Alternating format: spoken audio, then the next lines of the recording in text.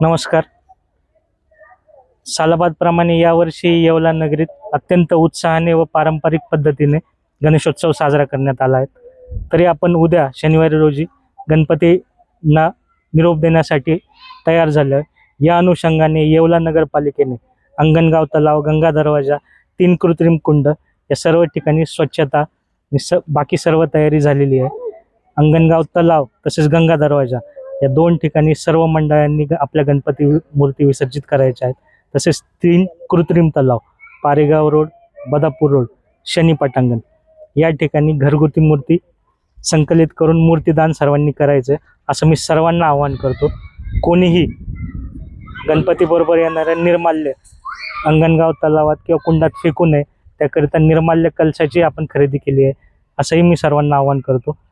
अशा पद्धतीने आपण सर्वांनी मिळून पारंपरिक रीतीने व आनंदाने उत्साहात गणपतीचा निरोप देऊया असं मी सर्वांना आवाहन करतो. पुन्हा एकदा सर्वांना शुभेच्छा.